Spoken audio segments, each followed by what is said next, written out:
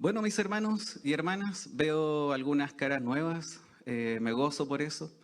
Y por lo tanto quiero contarle algo. Normalmente acá en nuestra iglesia tratamos de hacer predicaciones expositivas, es decir, tomamos un libro y lo vamos consumiendo poco a poco, los hermanos ya lo saben. Pero los meses de enero y febrero hay una metodología distinta, simplemente eso, y vamos a compartir algunas predicaciones temáticas.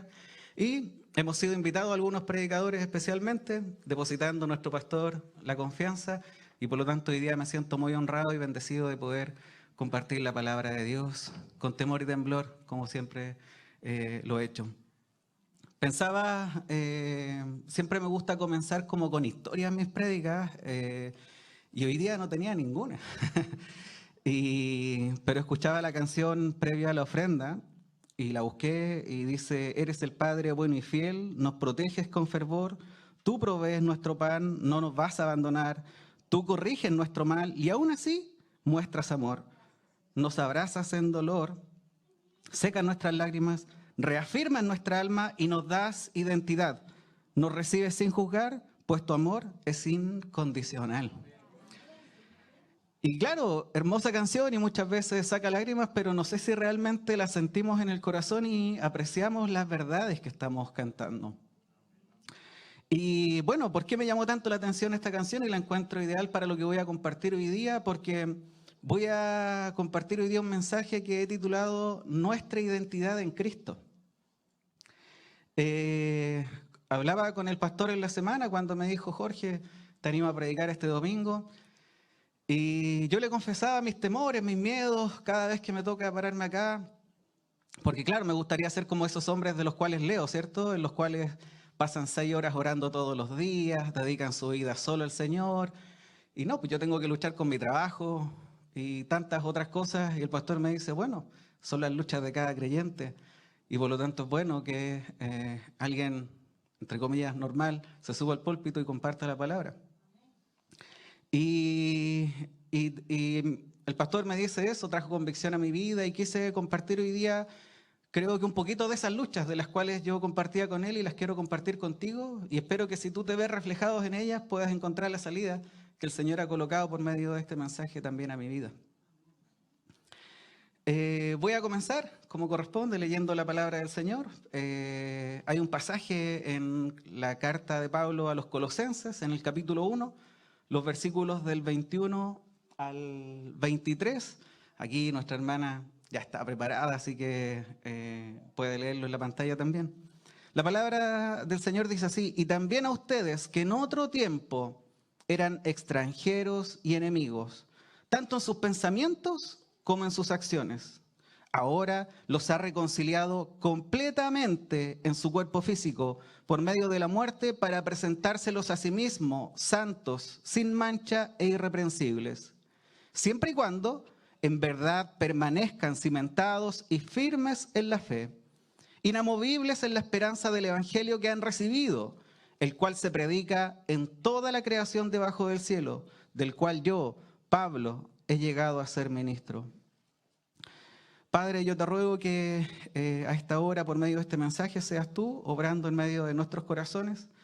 Padre, yo te ruego que esta semilla, que es tu palabra, que va a ser sembrada en nuestras vidas, dé fruto y fruto de abundancia, que nos permita permanecer aferrados a la vida verdadera, que es Cristo, para que demos fruto, Señor. Que esta palabra sea implantada, no sea arrebatada, Señor, sino que de verdad sea atesorada y produzca fruto y fruto de abundancia. Es mi ruego, mi anhelo, Señor, mi petición hasta ahora, y oro en el nombre de Jesús para que así sea, Señor. Amén.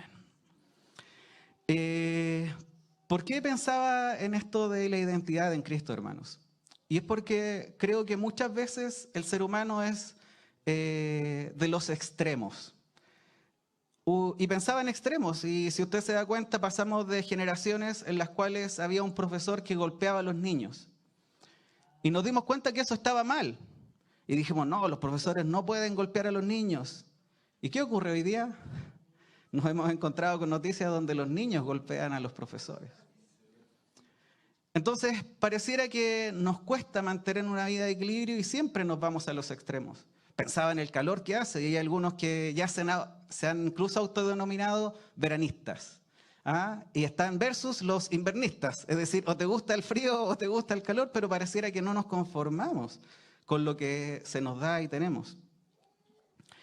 Y pensaba en esta dificultad que quizás se nos presenta muchas veces por medio de la palabra, en el cual dice que somos nuevas criaturas, pero tenemos una tendencia tremenda a olvidar esa posición. Y por eso es que quiero que recordemos esta posición. Y para poder recordar esta posición creo que es súper necesario entender dónde estábamos antes de Cristo.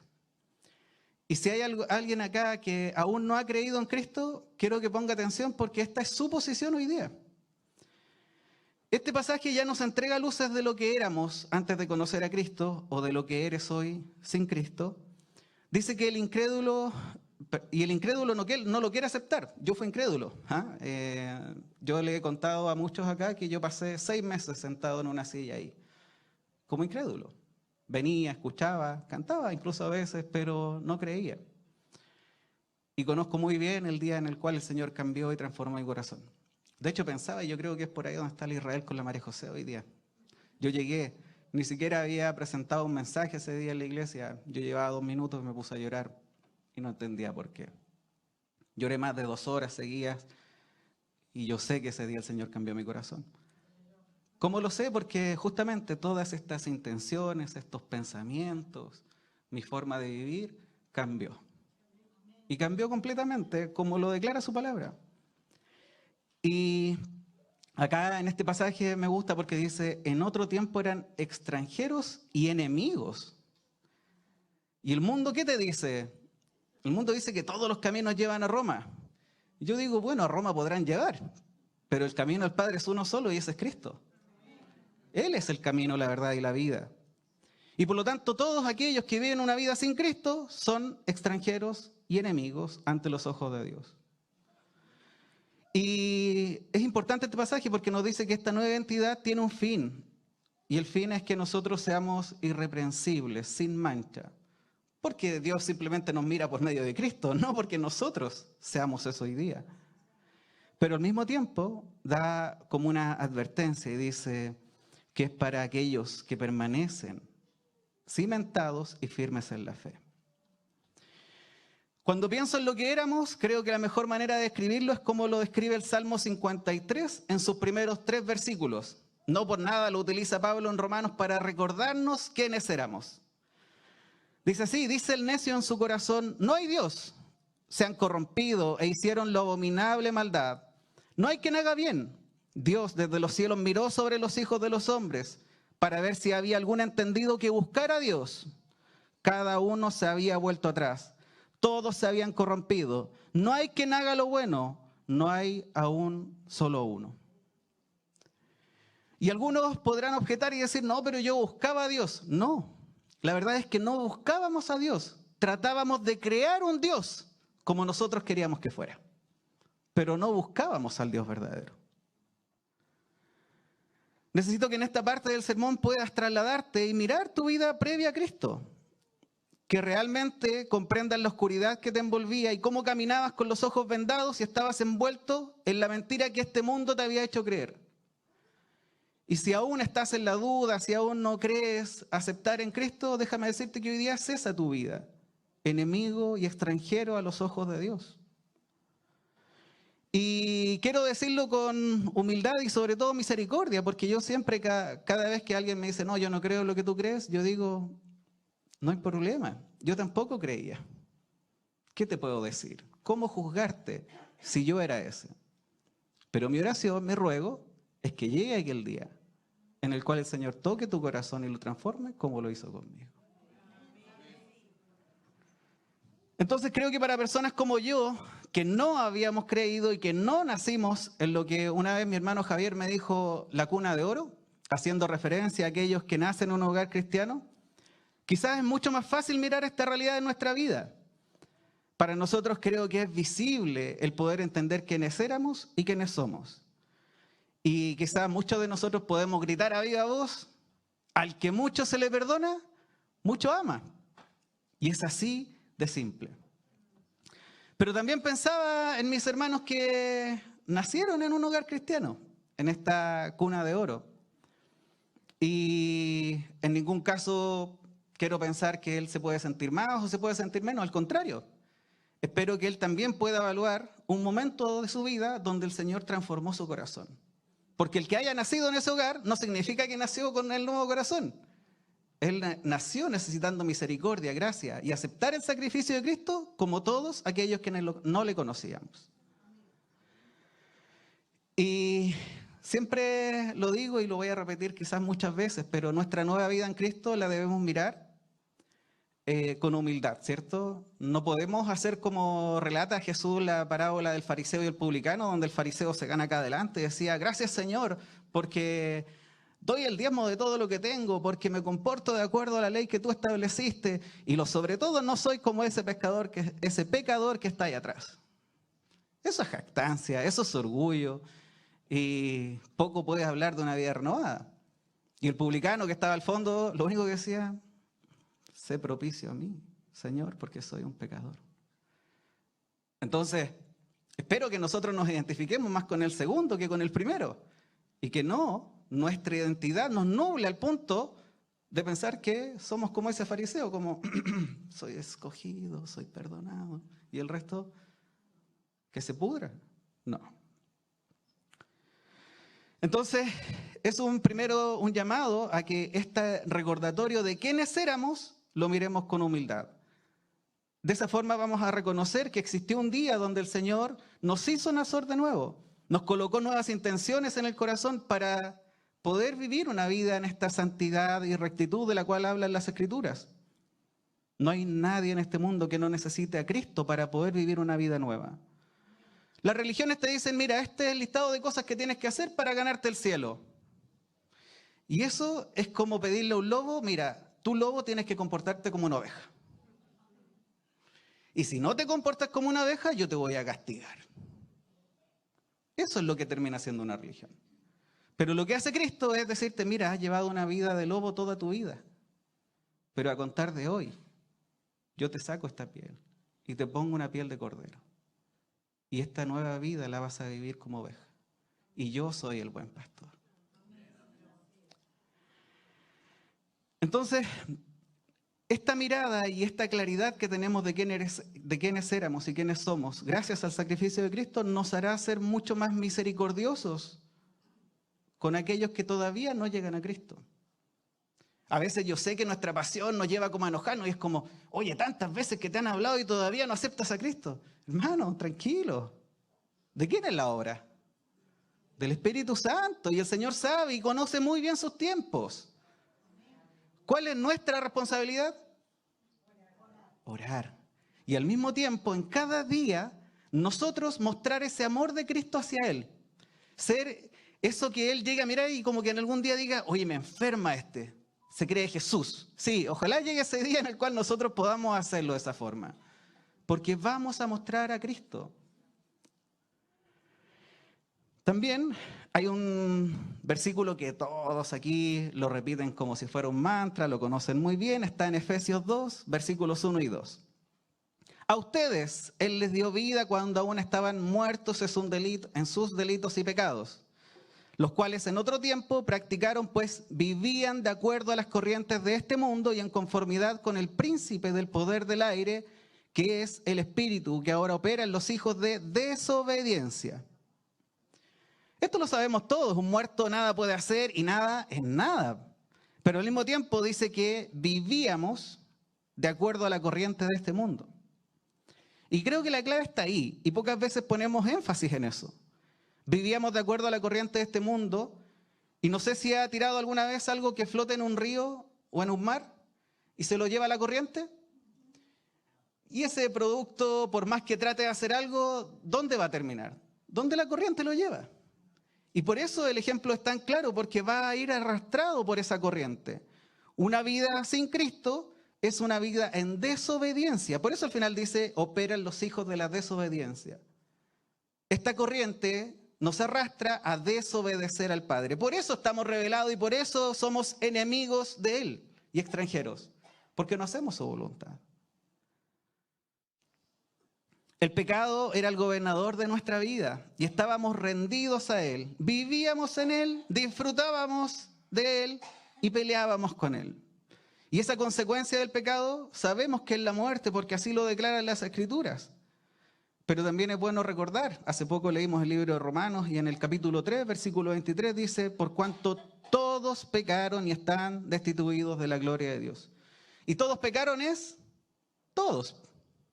Todos pecábamos y estábamos destituidos de la gloria de Dios. Esa era nuestra posición sin Cristo. Pero hoy día disfrutamos de su gloria. Tenemos certeza de a dónde vamos. Es muy importante esto de quiénes éramos, porque nos va a permitir apreciar no solamente el quiénes somos hoy, sino también el a dónde vamos. Hace pocos días estábamos evangelizando afuera de un metro y veía a la gente salir, y yo decía, bueno, todos ellos venían con el calor propio, ¿cierto?, del metro, venían apretados, venían incómodos, venían quizás soportando dolores, pero ellos una vez que salen del metro viene como una liberación. ¿Por qué? Porque dicen, oh, por fin llegué a mi casa, voy a disfrutar una oncecita con mi esposa, mis niños. Y si se da cuenta, ese martirio, lo que vivió en el metro, no se comparaba con el momento que iba a vivir en su casa, con su familia. Y por lo tanto, es más, lo más seguro es que ni siquiera pescó el metro sabiendo dónde iba. Muchas veces nosotros nos olvidamos de esto en nuestra vida en Cristo. Nos olvidamos y nos quejamos, ¿cierto? El pastor Leo hace un par de semanas decía, somos buenos para quejarnos. Y es porque quizás a veces olvidamos el dónde vamos a ir. Y quizás ese momento incómodo que pasé hoy día, ¿qué importa? Si sé dónde voy, si sé quién soy. Y por eso la importancia de saber quiénes somos en Cristo. Y hace un ratito yo les contaba y les compartía mi proceso en el cual yo sé que el Señor transforma mi corazón, me convirtió, me hizo nacer de nuevo. Y muchos han tratado de hablar de la salvación y lo han resumido en dos palabras: arrepentimiento y fe. Nosotros todos hoy día estamos viviendo en arrepentimiento y fe. Por lo tanto, cuando hablamos de arrepentimiento es importante para mí entenderlo en tres pasos. El primero, que es intelectual, es decir, yo no me puedo arrepentir de algo que no sé que estoy haciendo mal, y por lo tanto ese conocimiento viene por medio de la predicación y la lectura de la palabra. Ahí es donde yo me doy cuenta lo mal que lo estoy haciendo. Y después viene un segundo elemento que es emocional. En 2 Corintios 7:10 dice, porque la tristeza que es conforme a la voluntad de Dios produce un arrepentimiento que conduce a la salvación, sin dejar pesar, pero la tristeza del mundo produce muerte. Es decir, son dos tristezas completamente diferentes. La tristeza del mundo es aquella que nos lastima, nos daña, pero esta tristeza es decir, Señor, he estado apartado de ti tanto tiempo y ahora me gozo a estar a tus pies. Y finalmente el tercer paso es volicional, es decir, es un cambio de voluntad y un propósito, es dar un giro de que nosotros estábamos caminando en dirección al infierno, caminando pecado tras pecado, y cambiar esa dirección y volvernos a Dios y amar a Dios. Y eso ocurre en el arrepentimiento: intelecto, emoción y voluntad. Y está acompañado de la fe. Y cuando hablamos de fe, no hablamos de cualquier fe, sino que hablamos de depositar nuestra fe en Cristo. Porque sin Cristo no ocurre nada. ¿Qué quiere decir tener fe en Cristo?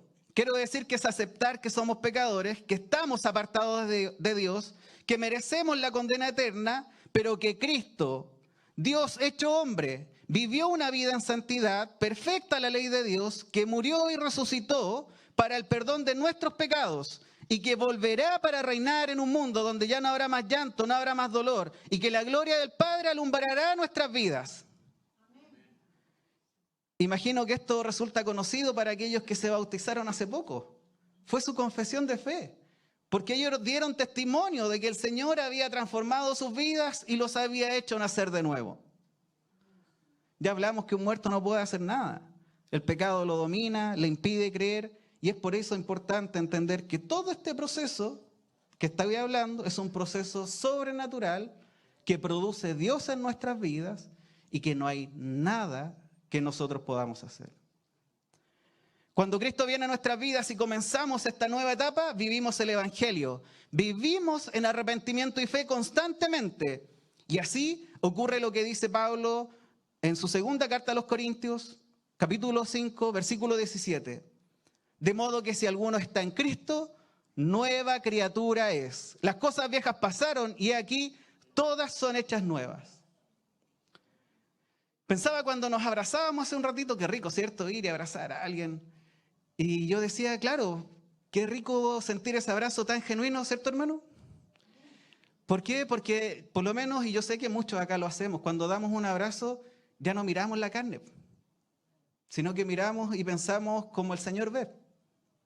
Espero que el Señor te salve, espero que el Señor te siga bendiciendo, espero que el Señor siga obrando en ti. Y el Señor coloca toda esta intención en nuestro corazón. Porque si no fuera por el Señor, estaría así como lo era antes de ir al mundo. Yo creo que era bien apático en ese sentido, así como, tengo que ir a abrazar a alguien. Ah, sí, cuénteme. No, hoy día, bueno, creo que varios dicen que a veces soy demasiado abrazador. El pecado ya no gobierna, somos hechos nuevas criaturas. Estas nuevas criaturas tienen nuevas intenciones.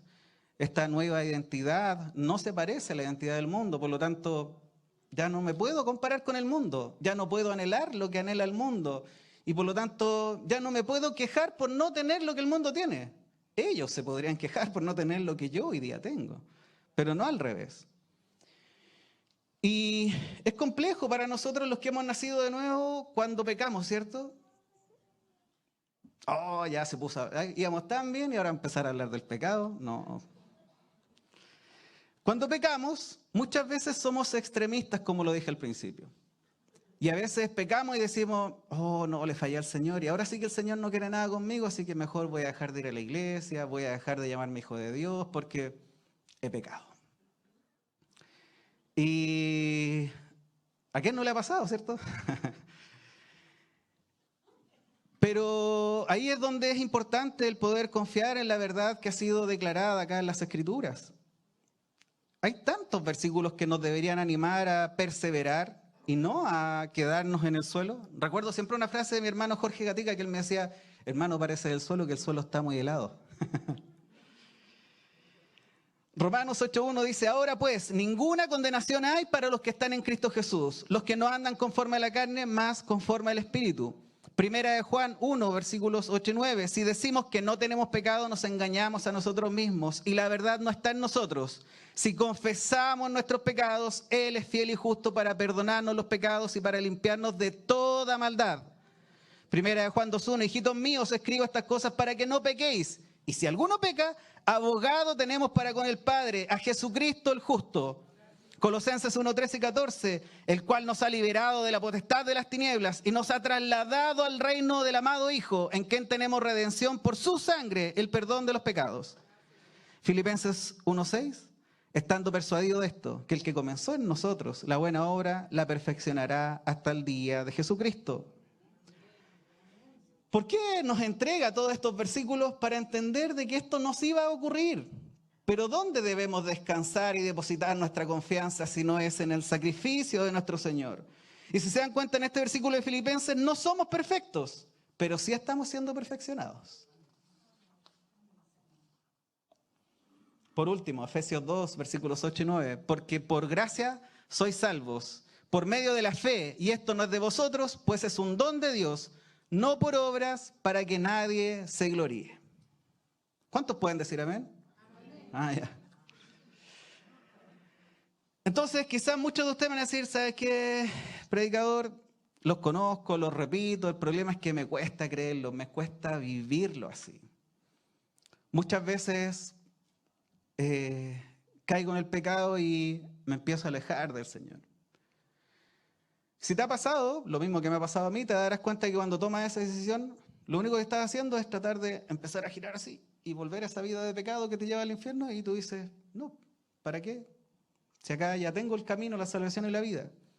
Pero ¿por qué nos cuesta tanto? Y es simple, para mí es porque luchamos contra una vida de enseñanza que nos hacía mirar nuestras obras como el indicador de si éramos salvos o no, como si éramos merecedores del cielo o no. El problema de una vida culturalmente religiosa es que finalmente no demanda otra cosa más que decirle al lobo que viva como la oveja que hablábamos hace un rato. Y por lo tanto, A mí en estos momentos de mis dudas y mis luchas siempre trato de recordar algo. Y es que el Satanás es llamado el acusador. Y el acusador es el que viene y te dice, o tú piensas que está diciendo y hablándole a Dios y que dice, mira, ahí está el que lavaste con tu sangre. Ahí está todo cochino, está pecando. No se merece tu perdón, él nunca lo logrará. Mejor lo hubieras dejado en el barro el primer día. O nos va a hablar a nosotros y nos dice, mira el testimonio que estás dando, vete de acá, deja de defraudar a Dios. Así funciona el acusador. ¿Alguien lo ha escuchado alguna vez? Y así es toda la acusación que quizás tú puedas compartir en tu mente y que sea similar a esto y que tenga como resultado querer apartarte de Dios, esa acusación viene del enemigo.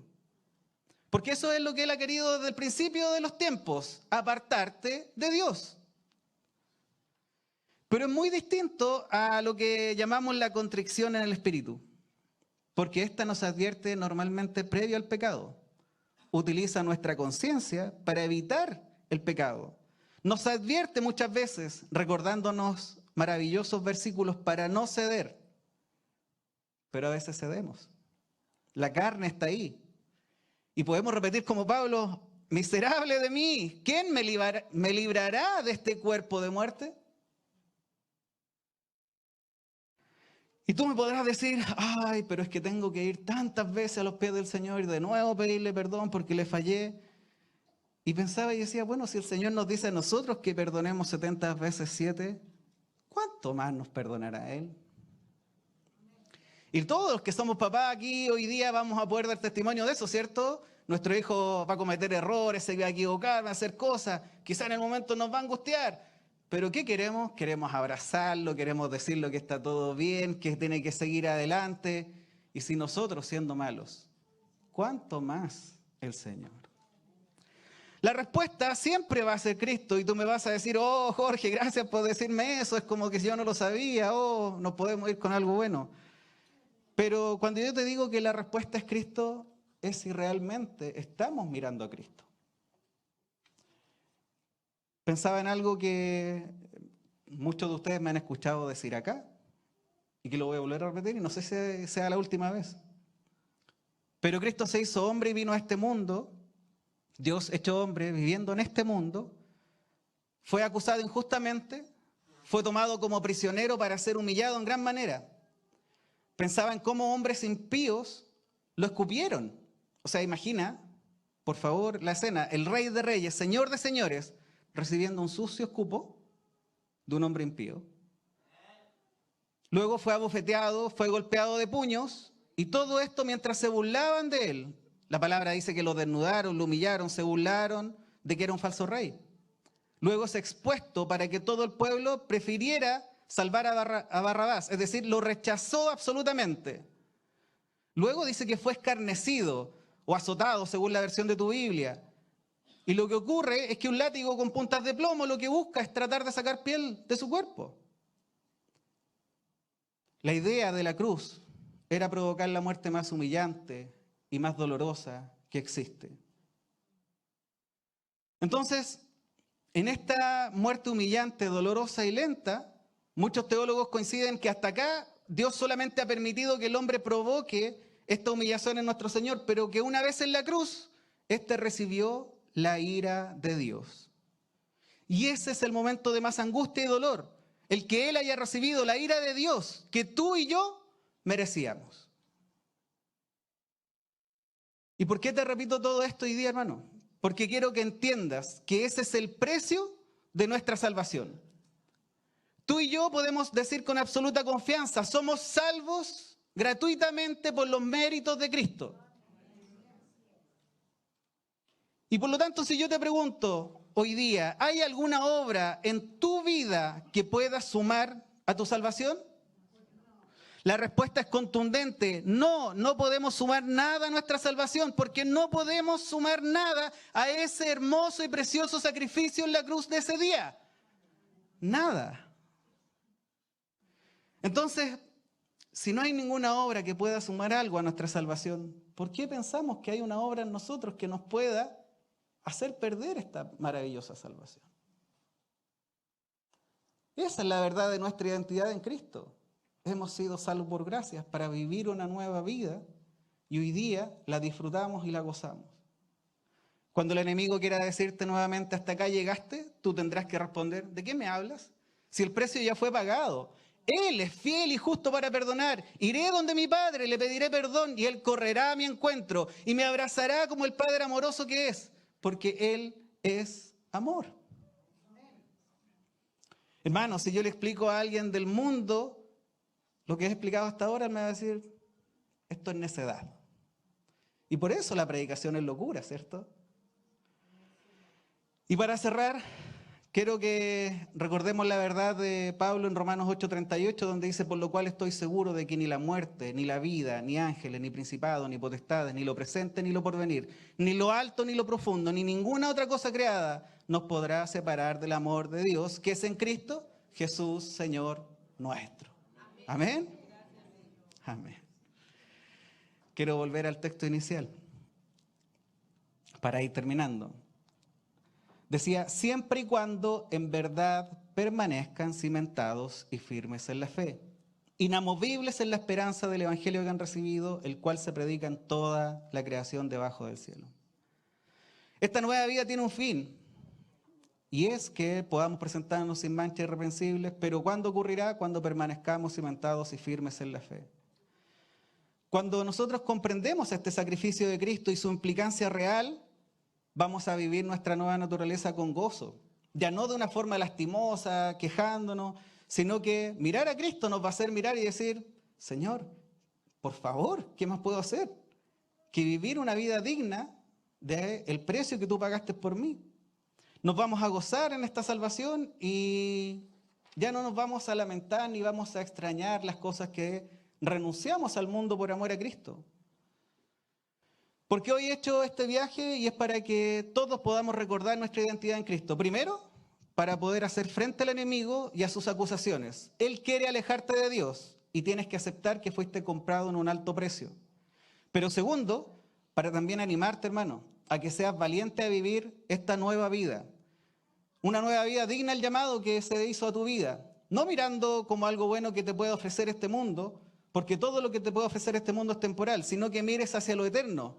De esa forma verás mejor que conviene luchar, gastar nuestro tiempo, nuestra energía en lo eterno, que en esta lucha que tenemos a diario por las cosas que ofrece este mundo. Cuando pienso en las cosas que nos ofrece este mundo, muchas veces me siento como el hámster en la ruedita. Oye, corre todos los días y parece que lo disfruta y parece que está bien, pero no va a ningún lado. Y cuando estoy como metido en las cosas del mundo, del trabajo, las preocupaciones, el afán, me siento como ese hámster. Cuando recuerdo la eternidad que nos ha ofrecido Cristo, me siento como ese hámster fuera de la jaula, en medio de un parque tremendo, donde sé que esa es la verdadera libertad. La gracia y la libertad que nos da el Señor, la debemos disfrutar. No debe ser una carga. Y pensaba en una exhortación final en esta nueva identidad. Porque usted entenderá que el hijo del rey no puede andar en la calle haciendo lo que hace todo el mundo. Los paparazzi van a aparecer y si nosotros lo vemos haciendo algo indebido, ¿qué vamos a pensar? Mira lo que está haciendo el hijo del rey. Ya no ha pasado, ¿cierto? El presidente se tiró en un tobogán. ¡Uy, no! ¿Cómo se le ocurre? ¿Cierto? ¿Se imaginan, nos expusieran a nosotros? Mira, él es el hijo de Dios, te voy a mostrar su vida. Ah, no, mejor no. Y pensaba en esta exhortación y creo que no hay mejor exhortación que la que da la propia palabra. Y la carta de Judas, que el pastor nos anima constantemente a leer, recuerdo en el retiro de varones, de hecho, que meditamos en torno a ella, creo que hace una muy buena exhortación para poder terminar este mensaje el día de hoy. Judas, en su carta, que es de un solo capítulo, en los versículos del 1 al 4 dice así, dice, porque algunos hombres han entrado encubiertamente, los que desde antes habían sido destinados para esta condenación. Hombres impíos que convierten en libertinaje la gracia de nuestro Dios y niegan a Dios, el único soberano, y a nuestro Señor Jesucristo. La gracia y la libertad que hemos recibido no la podemos transformar en libertinaje. Y quiero decirte que negar a Dios y negar a nuestro Señor Jesucristo no es solamente decir que no existen.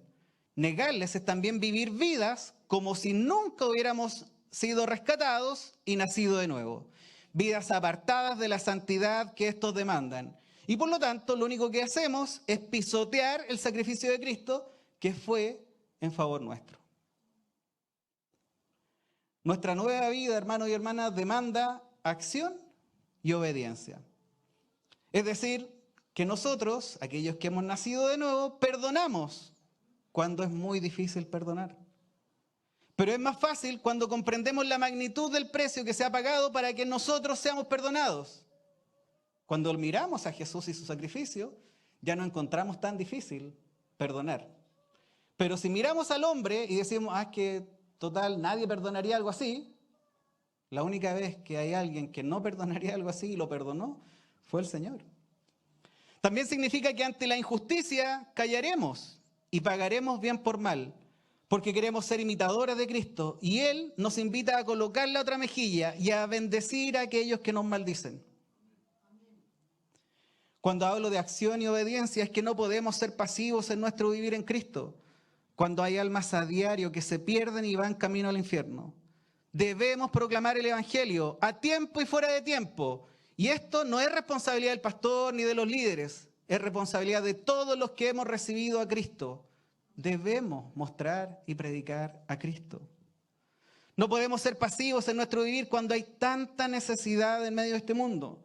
Y el Señor nos ha dado tanto recursos espirituales como recursos económicos para poder influir, para que otros puedan ver la gracia de Cristo por medio de aquellos que ha escogido y que ha salvado. Y ahí usted va a ir viendo si su vida avanza o no avanza. Recuerdo, mi hermano Domingo siempre decía, un buen indicador de cómo está tu fe es cómo ofrendas, cómo das. Porque cuando entendemos que los recursos son del Señor, somos simples administradores, la plata pasa y otras cosas. Pero también el recurso espiritual. Hermano, la oración es de todos. ¿Alguien acá me puede decir que no puede orar? Todos pueden orar. Y el Señor nos invita a orar de acuerdo a su voluntad. Y es necesaria la oración para provocar transformaciones. Yo no tengo dudas, hermano, de que mucha gente oró por mi conversión. Y le doy gracias al Señor por aquellos que oraron.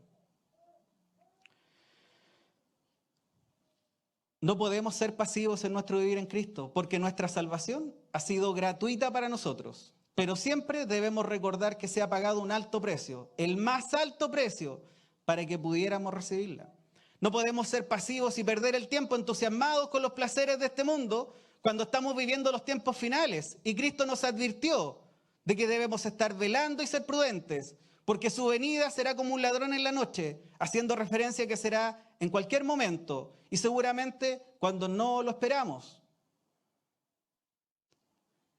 Hermano, en esta exhortación final te animo a leer tu Biblia para que nadie te engañe con falsas doctrinas, para que puedas recibir el alimento diario en tu vida. Mira con reverencia la palabra de Dios, anhélala a diario. Si quieres vivir una vida de obediencia, primero debes conocer qué es lo que Dios demanda. Si no, no tengo cómo hacerlo. Te animo a orar constantemente, pidiendo guía al Señor, confesando tus pecados, rogando y clamando a diario, para que su verdad sea la guía de tu vida. Hermano y hermana, déjate guiar y busca constantemente la comunión con su Espíritu Santo. Él solamente puede ayudarte a que sea posible lo imposible, es decir, vidas conformes a la voluntad de Dios. Muchas veces pensamos y queremos que los frutos del Espíritu Santo se hagan visibles en nuestra vida. ¿Quién no puede anhelar eso hoy día? ¿Lo anhelas, hermano, sí o no? La pregunta es, ¿lo estamos regando, lo estamos cultivando y nos estamos cuidando para que se dé ese fruto? Cristo dice, yo soy la vid, separados de mí, nada puedes hacer. Así que para terminar, hermano, en esta hermosa carta de Judas, él lo dice mejor que yo. Y por eso los versículos del 20 al 25 dicen, pero vosotros, amados, edificándoos sobre vuestra santísima fe, orando en el Espíritu Santo, conservaos en el amor de Dios, esperando la misericordia de nuestro Señor Jesucristo para vida eterna. Y atención acá. A algunos que dudan, convencedlos. A otros, salvad, arrebatándolos del fuego. Y a otros, tened misericordia con temor, aborreciendo aún la ropa contaminada por su carne. y aquel que es poderoso para guardarlos sin caída y presentarlos sin mancha delante de su gloria con gran alegría, al único y sabio Dios, nuestro Salvador, sea gloria y majestad, imperio y potencia, ahora y por todos los siglos. Amén. Así que, hermano, en este día quiero invitarte a que recuerdes tu identidad en Cristo, a que recuerdes el alto precio que se ha pagado por ti, a que nada te separará de su amor. Pero esto trae una responsabilidad, y es que hoy día somos hijos y embajadores de Dios en medio de este mundo. Búscale con todo el corazón, porque Él responderá. Voy a invitar a mis hermanos que estaban en la alabanza para que se vayan preparando. Y vamos a orar, pero quiero invitarte a que en esta hora puedas tú también tener tu propia oración en tu corazón. A que si la duda quizás te ha llevado a pensar que algo te va a separar del Señor, le pidas perdón. A que si no has llevado esta vida como Él la demanda, hoy día le puedas pedir perdón. Y que si tú hoy día todavía estás en duda y no crees que Cristo es el único camino y la verdad de la vida, pídele a Él que te dé esta convicción y que te dé un nuevo corazón para poder vivir esta nueva vida en santidad. Oramos. Bendito Dios y amado Padre Santo, te doy tantas gracias, Señor, en este día hermoso que nos has regalado. Gracias por tu palabra, la cual nos anima, nos exhorta, nos permite avanzar y ver la luz, Señor. Te damos las gracias por ese sacrificio perfecto, Señor, el cual sabemos que nos limpia de toda maldad, de todo pecado y nos permite hoy día acercarnos al trono de gracia confiados en tu amor, en tu misericordia, porque estas son suficientes, Señor. No hay nada en nosotros, no hay nada, Señor, que quizás nos haya hecho merecedores de este tan grande amor. Y es por eso, Señor, que tu palabra dice que hoy día te amamos porque tú nos amaste primero. Así que hasta ahora, Señor, oro en el nombre de Jesús, Señor, para que seas tú obrando de una forma poderosa en la vida de quienes han escuchado este mensaje, para que seas tú libertando a los cautivos, Señor, para que seas sanando corazones, para que seas permitiendo el perdón donde cuesta el perdón, Señor, para que seas tú derramando gracia infinita en la vida de cada uno de nosotros. Queremos honrarte, queremos ser guiados por tu Espíritu Santo, Señor, y por eso clamamos a esta hora. Y oramos en el poderoso nombre de Jesús, Señor, que sabemos que es nombre sobre todo nombre, para tu gloria, para tu alabanza y tu exaltación, Señor. Así que obra, Señor, en nuestras vidas de una forma poderosa. Te lo ruego, Señor, a esta hora, y oramos todos juntos como iglesia, Señor, rogando al Padre, al Hijo y al Espíritu Santo. Amén, Señor.